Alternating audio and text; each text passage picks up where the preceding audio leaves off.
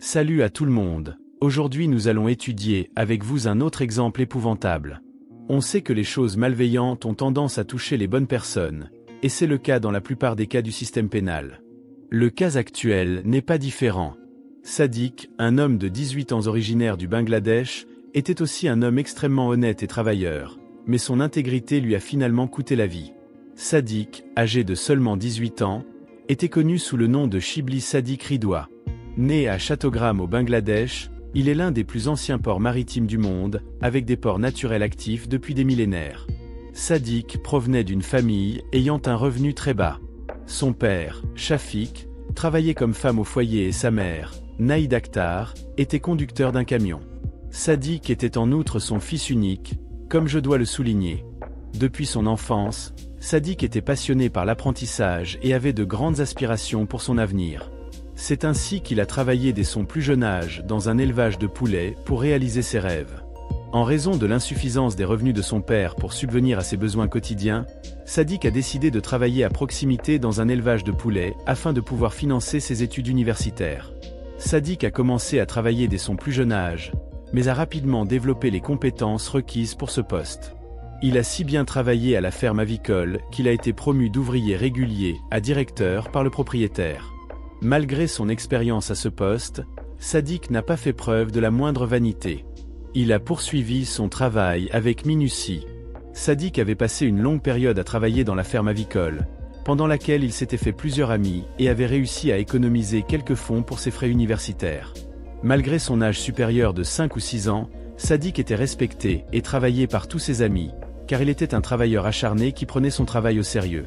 En qualité de responsable, il s'assurait également que les employés effectuent leur travail de manière honnête. Cependant, parfois, en raison de son honnêteté, Sadiq était en désaccord avec ses propres collègues. Cependant, les disputes se terminaient souvent à la ferme et n'étaient que rarement très sérieuses. Sadiq ne disposait que de son travail et de ses études pour occuper son temps. Il était toujours en mesure de prendre en charge les tâches de dernière minute et veillait à rentrer chez lui avant que la nuit ne tombe. Comme d'habitude, Sadiq s'est rendu au travail le matin du 28 août 2023 et s'est occupé de ses tâches. Toutefois, cette nuit-là, il n'a pas réussi à retourner chez lui. Dans un premier temps, les parents de Sadiq croyaient qu'on lui avait confié une responsabilité majeure dans l'élevage de poulets, mais leurs préoccupations ont évolué au fil du temps. C'est pourquoi ses parents lui donnaient des appels 2 ou 3 fois par nuit, de 23h30 à minuit. Cependant, Sadiq n'a jamais donné suite à aucun de ces appels. Cela n'avait jamais été le cas auparavant. Malgré l'absence de réponse de Sadiq aux appels de ses parents, ceux-ci ont gardé une attitude optimiste. Après une nuit d'attente, Sadiq n'était toujours pas rentré à la maison. Le lendemain matin, les parents de Sadiq ont tenté de contacter leur fils, mais il n'a pas donné de réponse. Le propriétaire de l'élevage de volailles a également tenté de les contacter par téléphone, mais son téléphone n'était pas non plus disponible. Toute la maison a été fouillée par les parents de Sadiq et les habitants de la ferme avicole ont été interrogés pour retrouver leur fils, mais Sadiq n'a pas été retrouvé. Étant donné leur incapacité à obtenir des renseignements sur Sadiq, ils étaient très préoccupés. Pendant cette période d'anxiété, ils reçoivent un appel du numéro de Sadiq au début du 29. Les parents de Sadiq se sentaient légèrement rassurés de constater cela. Cependant, dès qu'ils ont récupéré le téléphone, ils ont ressenti une panique chez leur fils. Après cela, Sadiq a informé sa mère. « Cela fait 12 heures que je suis dans une voiture parce que certaines personnes m'ont kidnappé.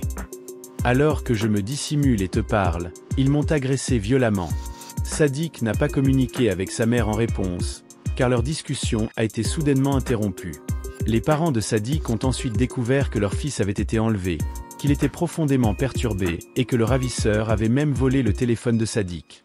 Maintenant, Sadiq était très préoccupé par ses parents, car il était le seul héritier de la famille. La mère de Sadiq, Naïd Akhtar, a commencé à contacter son fils en raison du stress. Toutefois, quelqu'un à l'autre extrémité de la ligne raccrochait. Ensuite, un autre appel du même numéro a été reçu, mais cette fois-ci, c'était un inconnu, et non Sadiq, qui était en train de parler, et il prévoyait de contacter la police pour déposer une plainte. Votre fils Sadiq est surveillé par nous. Si vous souhaitez garantir sa sécurité, n'hésitez plus, a affirmé le jeune homme à l'autre extrémité du téléphone. Les ravisseurs ont alors exprimé leur souhait de prendre rapidement des mesures pour obtenir 1,5 million de taka, si vous souhaitez que votre fils revienne vivant. Les informations concernant l'heure et le lieu de la remise de l'argent seront communiquées lors du prochain appel. Je tiens à souligner que le taka est la monnaie du Bangladesh avant de poursuivre. La famille de Sadiq, comme nous l'avons dit, était très pauvre et ne possédait même pas un seul lakh taka. Toutefois, étant donné que la vie de leur fils unique était en jeu, ils commencèrent à faire des économies et y consacrèrent toute leur énergie pendant les 3 jours suivants. Ils ont contacté leurs voisins et leurs proches afin d'obtenir de l'aide financière. Mais entre le 28 et le 31, ils n'ont pas réussi à recueillir ne serait-ce que 2 lakhs taka, encore moins 1,5 million de taka en 3 jours. Le 31 août 2023, les ravisseurs ont contacté à nouveau les parents de Sadiq et ont demandé de l'argent. Toutefois, les parents de Sadiq ont clairement expliqué aux ravisseurs que nous n'étions pas en mesure de rassembler une telle somme d'argent. Après avoir entendu les parents de Sadiq, les ravisseurs ont conclu un accord avec eux. « Donnez-nous rapidement 2 lakhs taka et nous libérerons ensuite Sadiq », ont-ils déclaré. S'il n'est pas fréquent que les ravisseurs agissent ainsi, il semble, d'après les circonstances, qu'il était conscient de la situation financière difficile de la famille de Sadiq. Malgré la réduction de la demande de rançon des ravisseurs à 2 lakhs, les parents de Sadiq les ont avertis que même 2 lakhs taka ne seraient pas assez pour leur famille. Les ravisseurs ont dit « D'accord, mais nous tuerons Sadiq si vous ne nous donnez pas la totalité de la somme ». En entendant cela, les parents de Sadiq ont exprimé leur souhait de ne pas causer de dommages à leur fils. Il nous faudra encore 4 jours pour récupérer 2 lakhs taka. À l'époque, les parents de Sadiq ont emprunté à des détaillants afin de rembourser le solde impayé. Certains ont su prendre conscience de leurs conditions et leur offrir de l'argent, tandis que d'autres n'ont pas réussi à y parvenir. Cependant, après avoir exploré toutes les régions, ils ont réussi à accumuler 2 lakhs de taka bangladais en 3 jours, et il ne leur restait plus qu'à attendre l'appel des ravisseurs.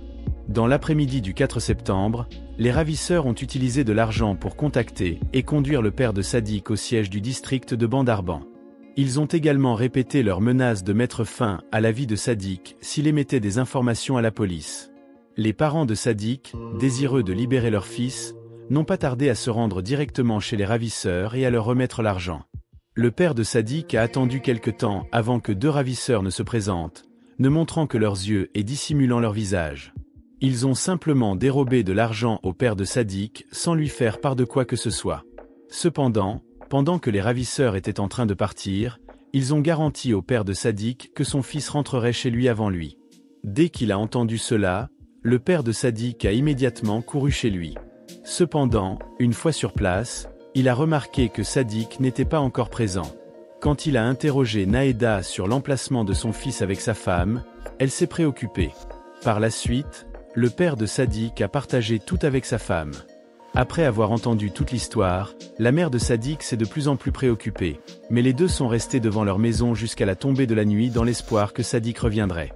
À peine était-il tard, et ils ignoraient toujours toute Sadiq.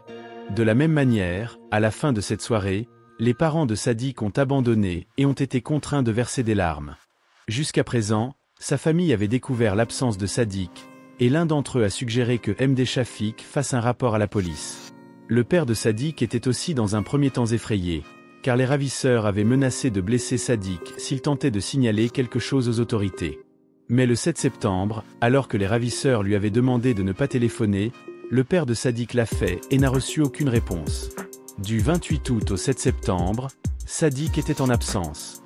Il n'avait pas été aperçu depuis plus d'une semaine. Étant donné que la situation devenait extrêmement compliquée à ce moment-là, les parents de Sadiq ont décidé de se rendre au commissariat de quartier dans l'après-midi du 7 septembre. Tout ce qui s'était passé là-bas au cours des 10 jours précédents, ils l'ont raconté à la police. La première fois que la police a entendu tout cela, elle était extrêmement en colère envers les parents de Sadiq pour ne pas les avoir contactés plus tôt. Toutefois, la police s'est rendue compte de la souffrance d'un père à un moment aussi difficile lorsque les parents de Sadiq ont mentionné la menace que les ravisseurs avaient faite. La police a ensuite immédiatement constitué une escouade et a entamé la quête de Sadiq. Au début de l'enquête, la police a examiné le passé de Sadiq, en se concentrant sur sa conduite universitaire, ses amis et les conditions de vie de sa famille. Au cours de l'investigation, il a été révélé que Sadiq était un jeune homme aimable qui ne se disputait pas et ne ressentait aucune animosité envers aucune personne. Toutefois, Naïd Akhtar, la mère de Sadiq, s'est rappelée de quelque chose pendant l'enquête policière. Sadiq avait en effet déjà raconté à sa mère une altercation qu'il avait eue avec ses amis dans l'élevage de poulets. À la suite de cette information, les autorités ont entamé une quête pour retrouver les jeunes hommes qui avaient combattu aux côtés de Sadiq. Aussitôt, la police s'est-elle rendue à l'élevage de volailles et a arrêté les 6 employés qui y travaillaient. Ensuite, ils sont interrogés individuellement. Lors de la première enquête, ces individus ont essayé de démontrer leur innocence, mais à la suite de la pression des autorités, 4 des 6 jeunes ont admis le crime. Ces 4 enfants étaient appelés Umonching Marma, Suiching Ming Marma, ONG Tuiming Marma et Ukiatawe Marma. La police a arrêté ces 4 individus sous prétexte d'enlèvement, tandis que l'identité des 2 autres reste indéterminée. Aucun d'entre eux n'a échangé de mots lors de l'interrogatoire de la police sur l'emplacement de Sadiq pendant l'enquête. Cependant, après une période d'emprisonnement et de torture, ils ont pris la parole et dévoilé l'identité de leurs 2 autres complices. Ils ont commencé à raconter le 11 septembre comment, le 28 août, alors que Sadiq rentrait chez lui, il l'avait enlevé pour se venger. Sadiq serait enlevé, maltraité, puis il demanderait de l'argent à ses parents pour qu'ils le libèrent. Tout se passait d'abord comme prévu, et ces individus recevaient les fonds. Toutefois, ils croyaient que Sadiq était maintenant au courant de tout, car il avait vu les visages de 2 d'entre eux à cette époque. Ainsi, ils croyaient que s'ils laissaient Sadiq partir, il provoquerait une alerte des autorités, ce qui conduirait à sa capture. Ils attaquèrent ensuite Sadiq à plusieurs reprises avec un couteau, le frappant du visage jusqu'aux pieds. Par conséquent, Sadiq a subi de nombreux saignements et est décédé sur le coup. Sadiq avait déjà été informé de la mort par sa famille et la police.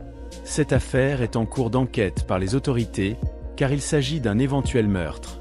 Après avoir été interrogé par les autorités sur la dépouille de Sadiq, ces assassins ont affirmé qu'ils l'avaient tué, le démembré et l'avaient jeté sur une colline.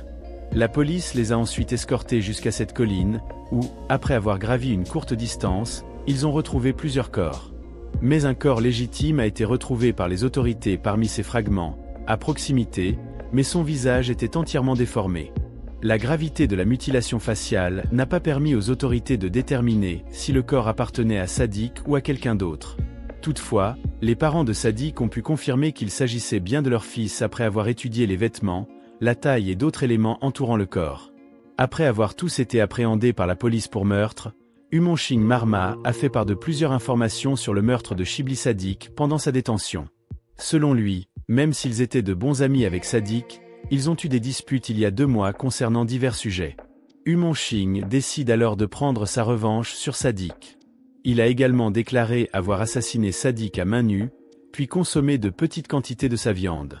Malgré le caractère terrible et méprisable de ce comportement, dès que cette information est sortie dans les médias, des manifestations ont éclaté à l'échelle nationale.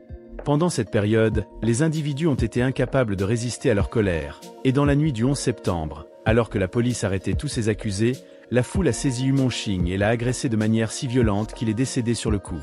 Il a été puni par le peuple lui-même pour ses actions, avant que le tribunal puisse le juger. De plus, les autorités ont rencontré des difficultés pour condamner et emprisonner les autres suspects. Aucune mise à jour n'a été faite sur cette affaire depuis.